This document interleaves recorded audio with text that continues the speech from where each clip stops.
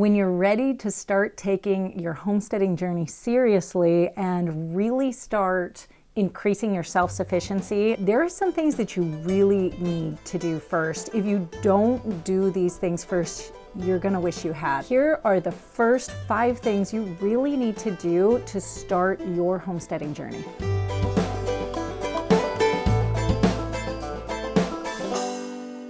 Hey, I'm Carolyn from Homesteading Family, and if you're looking to live a more resilient, a healthier, a more secure, and a freer lifestyle, then consider subscribing to the channel. Give the video a thumbs up because here we're talking about all those things.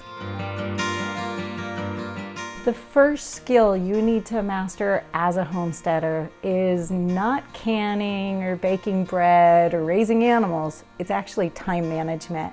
Homesteading is really like a part-time job. It takes a lot of hours a week if you really get into it, and you need to learn how to manage your time. It's said that the average American watches 3 hours of television a day. That's 21 hours a week of extra time, which is like a part-time job, which is exactly what you're gonna need once you get serious about homesteading. So start waking up in the morning, get up with an alarm at a predetermined time, start keeping track of how you're spending your time and making decisions to use it productively to do things.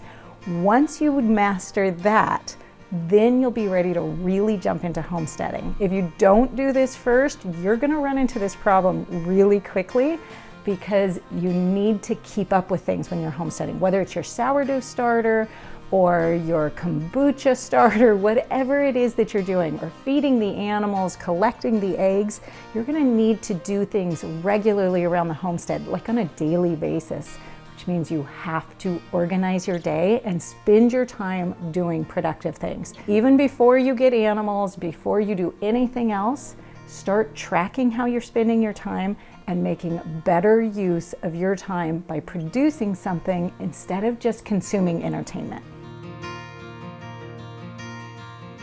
The number 2 thing that you need to do when you're starting your homesteading journey is to learn to cook from scratch. If you don't know how to cook with just plain old ingredients, then you're gonna be in for a real shock when you hit the homestead. Start shopping on the outside aisles of the grocery store where things don't have an ingredient list, and learn the tips and tricks to cook efficiently with great items, focusing on really, really good ingredients, good quality ingredients, but making simple, wholesome food.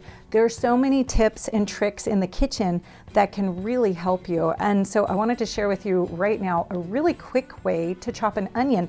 I am always amazed at how long it takes people to chop an onion when I work with them in the kitchen. So just take off the top and the bottom and then cut it right in half. Now this makes it super easy to peel. Really fast, you can just grab it. We're just gonna slice it down this way, turn it over on its side, holding it all together, slice it this way, and turn it, and you can get a nice, quick dice on an onion. If what you're buying from the grocery store has any ingredients listed in it, you want to start moving away from those items. Anything that has mixes, pre-made mixes, anything like that is what you want to start moving away from, and learn how to start your food with great, just simple ingredients. Cooking doesn't have to be hard. It does need to be nutritious, it needs to be delicious, and it needs to have simple, whole foods in it. So start learning how to cook completely from scratch. You are absolutely gonna need this as soon as you're growing your own food, because that's all you're gonna have on hand. Next, start shopping at a farmer's market or with your local farmers. This does a couple things. One, it gets you really fresh, really great produce.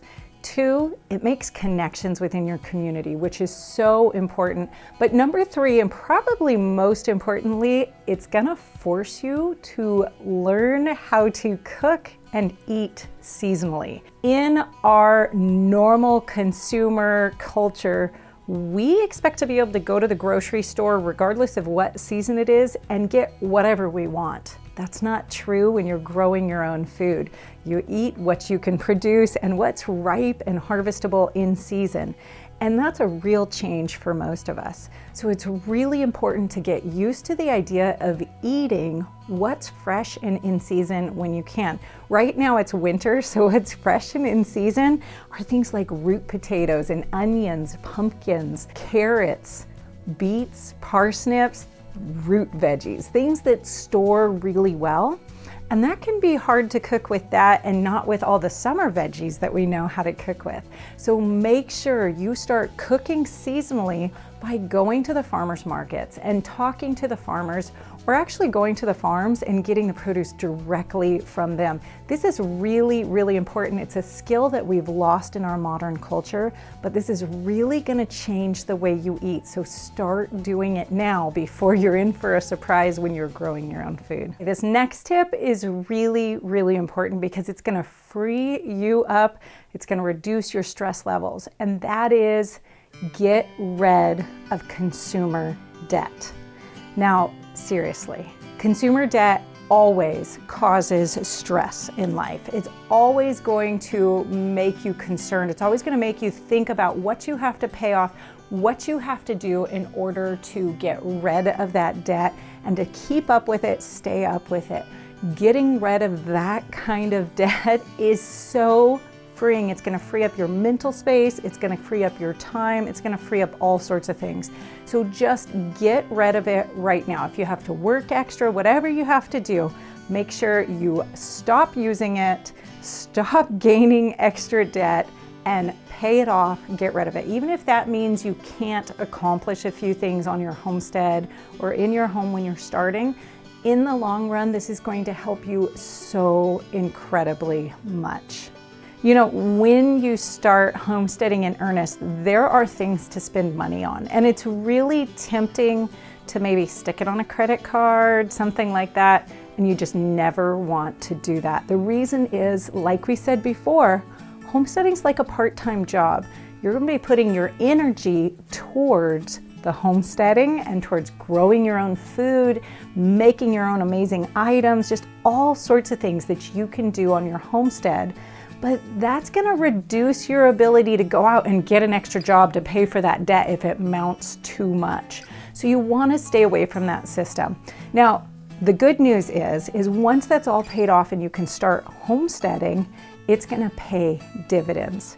Not only do you end up saving money on the food that you produce, but you save money from income taxes, from creating the income that it would take to purchase the items that instead you're growing. So you end up saving double the taxes in places where you're taxed on food, and you're doing healthy things for yourself at the same time, which means you might even get to save money on a gym membership too, because you're going to be working out in the garden instead. Homesteading is a much, much better way to spend your time than working off consumer debt that you've created by homesteading. Make sure you take time right now before you get too involved in your homestead, pay off all that consumer debt, stop racking it up, and start enjoying a relatively debt-free life.